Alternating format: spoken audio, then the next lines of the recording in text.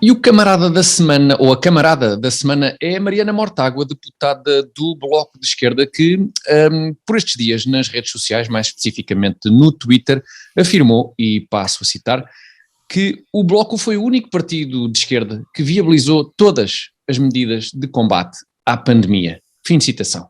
Mariana Mortágua merece o nosso destaque esta semana pelo e orgulho aplauso. que demonstrou, Está aqui exatamente, o aplauso de pé, ou vítimas da fome ou da pandemia, seja do que for, merece o nosso destaque esta semana pelo orgulho que demonstrou no facto de supostamente o Bloco de Esquerda ter apoiado todas as medidas de combate à pandemia. Há aqui mérito, Alberto? Há aqui... Muito. Há realmente, ou há parvoíce? O que é que, na tua opinião... Convém lembrar quais foram as medidas. É que ela realça todas as medidas.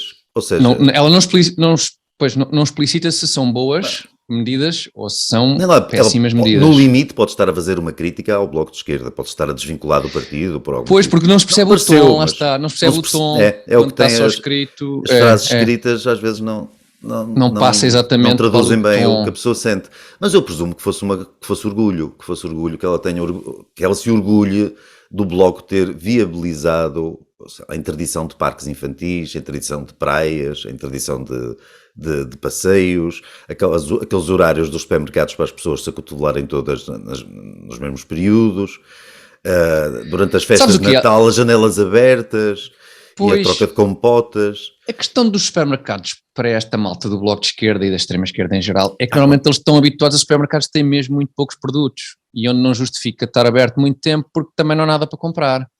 Por isso, lá está, basta 10 minutos para toda a gente ir buscar a cotovelar-se para tentar chegar à única embalagem de detergente que está na prateleira. Eu estava-me a lembrar de uma coisa do Conan O'Brien quando ele foi a Cuba. Estava lá num supermercado em que em todo um corredor só havia um produto. Eu não me lembro que produto era, mas era um produto e de marca única. E ele a perguntar à funcionária se tinha justamente aquela marca, se por acaso ainda tinha disponível algum, e todo o produto era o mesmo. Eles estão habituados a isso, sim, claro. Sim, portanto... A esquerda caviar, mas racionada. Só vai lá com senhas de racionamento. Para os outros, racionada para os outros, normalmente. Para os outros. Mas só para terminar, é muito curioso que uma pessoa... É bom que ela se orgulhe e que diga... Que lembre as pessoas de que o Bloco...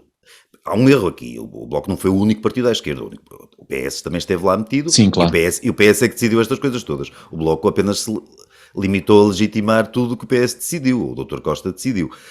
Mas é bom que ela lembre as pessoas de quem é responsável por estes abusos todos que se passaram durante estes 2 anos, e alguns continuam a ocorrer, como estas questões lá do certificado das vacinas e das limitações de ajuntamentos e disto e daquilo. Portanto, as regras não acabaram, as restrições ainda não acabaram, e o Bloco é um dos responsáveis por isso. Numa altura em que mesmo alguns dos países que praticavam mais aferroadamente o confinamento e aquelas restrições todas, já estão a deixar-se disso. Estou-me a lembrar da Austrália e de outros países, e deixaram-se disso porque já veem que não vale a pena e que é melhor deixar a coisa correr. O Bloco ainda continua a orgulhar-se disso, e é natural que o Bloco goste de proibições, a pretexto da pandemia ou de outra coisa qualquer, porque os regimes que eles apreciam normalmente são constituídos e consagrados à base de proibições. Portanto, nada de novo, nada de estranho. Aquilo que eu me questiono é para que eleitorado é que essa mensagem foi especificamente. Quer dizer, o Bloco é um parceiro de confiança do PS para tudo o que seja proibir e limitar liberdade. Contem connosco. Não sei é um bom slogan, um bocadinho longo, mas é um bom slogan. Exato, se esse eleitorado é um grande nicho atualmente. Eu lembro do Bloco, dos primeiros tempos do Bloco, em que era aquele partido mais antissistema, e hoje orgulha-se de ter apoiado todas as coisas, independentemente de ser a favor de umas ou de outras, mas ter dado um apoio crítico a coisas que hoje até quem as propôs acha que foram ridículas, como é que é a história de vedar os bancos de jardim ou proibir a venda de álcool nos supermercados a partir das 8 da noite. Ou a venda de água nos restaurantes mesmo em takeaway. Ou mesmo ao postinho, livros, ou só comida em takeaway, mas não Coca-Cola, ou aquela... Não, Coca-Cola percebes que eles têm essa coisa. Coca-Cola, sim, a água suja do imperialismo, não é? Exatamente. Eu imagino aquela velhinha de 80 anos que foi multada à porta de uma pastelaria por estar ali a comer sozinha, assim, sim senhor, muito obrigado, pá, muito obrigado Bloco de Esquerda por terem permitido aqueles surfistas que foram multados por estarem sozinhos no mar, devem estar muito orgulhosos daquilo que o Bloco de Esquerda fez acriticamente, isto independentemente das posições que tínhamos sobre as restrições que foram feitas na pandemia. Hoje há um consenso generalizado, mesmo entre aqueles que propuseram, que houve ali medidas que não fizeram sentido nenhum. Carlos, e até há velhinhos da família Mortágua que dão uma escapadela para poder comer em paz, sem ser multados. Se calhar limitava-lhe a liberdade. Se calhar sim.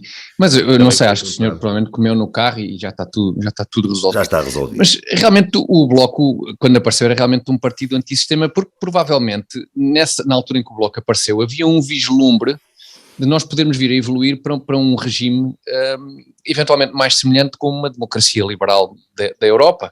E provavelmente hoje não é antissistema no sentido em que o sistema evoluiu no sentido em que interessa ao Bloco de Esquerda, ou seja, no sentido em que o Estado... Eu não queria dizer tanto antissistema, desculpa, era mais o partido rebelde.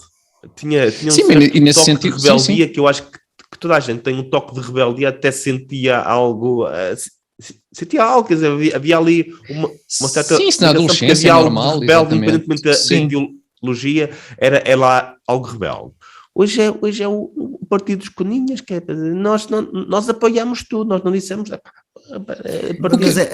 Carlos, mas é engraçado que isso se nota é uma coisa não só nacional, mas o facto da contracultura, ou da dita contracultura, ou dos irreverentes, ou disso ou daquilo, ter alinhado por completo nesta história da Covid, alinhado ao lado do sistema, é uma coisa curiosa. Eu costumo comprar umas revistas inglesas sobre música pop, para a minha vergonha, mas compro. Gostas muito dos Duran Duran, não é? Não é esse género, não é esse género não é? de pop. O Bob Dylan, a Johnny Mitchell, aquelas coisas. Tu és um intelectual, exatamente, não me esqueci disso. E essas revistas estão a ostracizar por completo os raríssimos músicos que se manifestaram contra os lockdowns. E contra tipo um Eric Clapton, uma coisa Clapton, assim. o Van Morrison e assim outros nomes. Estão a ser maltratados como a lepra, como leprosos, por causa dessas posições. E são revistas, e é que é curioso que continuam a ter, por exemplo, na capa, sei lá, o Jimmy Page dos Led Zeppelin a dizer: passámos 20 anos submersos em cocaína ou em heroína, como se isso fosse um grande feito, e aquelas coisas todas, aquela postura, aquela atitude do rock, isso é transmitido com bravata, não é? Em relação mas atenção, eu sou viciado em heroína há 47 anos, mas fui-me vacinar, já levei a terceira dose e é bom que todos cumpram as regras. Sim, o distanciamento social é essencial. Ou seja, anularam-se décadas de contracultura para de repente estar tudo no establishment, ao lado do sistema... Achar que ainda são contra a cultura, quando toda a comunicação social, todo o sistema de ensino, todo o sistema político em geral, todo o sistema político está alinhado com... Ele alinhou-se completamente com este discurso. É curioso, era suposto haver uns tipos a favor, uns tipos contra, uma coisa qualquer. Não, o normal hoje, de quem se pretendia passar por rebelde, é alinhar com esta história toda. E o que é estranho... Sim, por um lado, não é obviamente surpresa nenhuma que a esquerda tolere bem os excessos do Estado, não é? Portanto, isso não é surpresa nenhuma. Não. O que é interessante neste caso, no fenómeno que se gerou a partir da pandemia, é que a esquerda passou a tolerar também muito bem os excessos de empresas privadas, os potenciais excessos de empresas privadas, que vieram a reboque das medidas para combater a pandemia, nomeadamente da indústria farmacêutica. Quer dizer, a esquerda sempre foi extremamente, no mínimo, cética em relação ao excesso de poder dessas Pharma, empresas. Não é? Sim. Exatamente, sim. E hoje em dia estão completamente alinhados com os interesses dos Estados e necessariamente bem ou mal, enfim, não estou sequer a querer dar aqui espaço a teorias da conspiração, mas a verdade é que convém haver algum ceticismo em relação à forma como estas coisas são implementadas e ao poder que essas empresas têm. É muito curioso a defesa férrea que uma pessoa do PCP, do Bloco de Esquerda, faz da vacina da Pfizer, por exemplo. Sim, das novas doses da vacina. Uma gigantesca corporação norte-americana, não é? Sim, ainda por cima com um histórico, enfim, no mínimo algo duvidoso em muitos casos. Já nem no é por aí, passado. sim, mas é verdade. Sim, mas já nem coloca essa questão, mas enfim, deveria tem um suscitar... CEO chamado Burla, quer dizer que... É um bocadinho, sim, é um bocadinho, enfim. Não sei se é uma dica, mas... Mas quer dizer, isso não suscita a mínima dúvida, não suscita não levanta qualquer questão e, portanto, é um dado novo da esquerda, de facto, alinhar com este poder do Estado associado ao poder enorme que estas indústrias ganharam no combate à pandemia. É interessante, não sei. Não deixamos o Carlos falar, não deixamos o Carlos falar. Mas vai falar agora?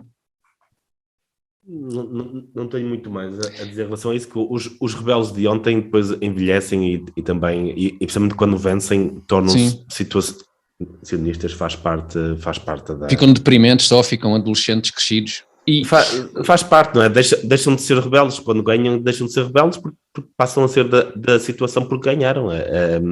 Mas o que é estranho, mas isso... Ganharam, quer dizer, ganharam em algumas coisas, noutras simplesmente adaptaram-se. E deixam de ser tão rebeldes, depois os rebeldes passam a ser outros. Eu não sou daqueles que acham que ser rebelde é por definição ser bom. Há rebeldes maus, há quem esteja, claro. Há quem tenha uma rebeldia a defender coisas terríveis. Portanto, há aquela história de eu se defender coisas boas vou irritar muita gente, isso é verdade, mas o facto de se irritar muita gente não quer dizer que se defenda coisas boas. Há uma diferença entre estas duas coisas. O que não falta o que não falta são ideias que irritam muita gente e que são péssimas. Portanto não vou alinhar muito com isso, mas concordo em geral. Acho que, independentemente deste assunto ou do outro, que há sempre aquela rebeldia que depois vai para dois lados. Por um lado, parte disso passa a ser o status quo, parte daquilo que era rebeldia antes passa a ser o status quo onde eles estão, e parte da sua rebeldia que não passou a status quo. Eles próprios adaptam-se porque também têm que viver a sua vida e fartam-se e cansam-se e mantêm essa imagem. Sim, desculpa, força. Não, desculpa, exato, mas o caso que é interessante, curioso e deprimente é que querem manter essa imagem, não é? Uma coisa é uma pessoa adaptar-se e há fases da vida provavelmente mais propícias para ser rebeldes. O Bloco não abdicou dessa imagem, dessa tentativa de imagem, não é? Pois, exatamente, o que é bizarro. Eu acho que já abdicaram. Ninguém olha para a Catarina Martins ou para o Francisco Louçã hoje em dia. Eles estão rebelde. Isso eu nunca olhei, isso eu nunca... Não, mas não és tu, é quem olhava para aquilo. Eu, nos anos 80 e 90, olhava-se para o Francisco Louçã e via-se um rebelde. Concordo-se ou não? Via-se. Hoje, olha-se para qualquer pessoa do Bloco de Esquerda e não se vê isso de todo, não se consegue sentir ali que há alguém rebelde em relação ao sistema, não se sente isso todo. Acho que a própria estética, eles alteraram a sua própria estética para parecerem mais um partido do regime. Acho que têm perdido por causa disso, em boa parte por causa disso, perdido o partido em termos de crescimento, ganho eles em termos de posições e acesso ao poder. Muito bem. Acho que está totalmente esclarecida esta questão. O camarada da semana foi então a Mariana Mortágua. Nós aproveitamos para agradecer, não à Mariana Mortágua, mas também à Mariana Mortágua pelas estupendas declarações, mas obviamente bastante mais ao Azeite Talismã e aos Hotéis Vila Galé, pelo apoio dado ao Comitê Central, e solicitamos aos nossos espectadores e ouvintes que, se quiserem ajudar a manter o Comitê Central independente e livre por muito tempo, podem fazê-lo através do MBWeb para o número 912-480-091, 912-480-091, ou tornando-se patronos do Comitê Central em patreon.com/Comitê Central. Chega ao fim o nosso camarada da semana, nós voltamos já de seguida com a sessão de esclarecimento.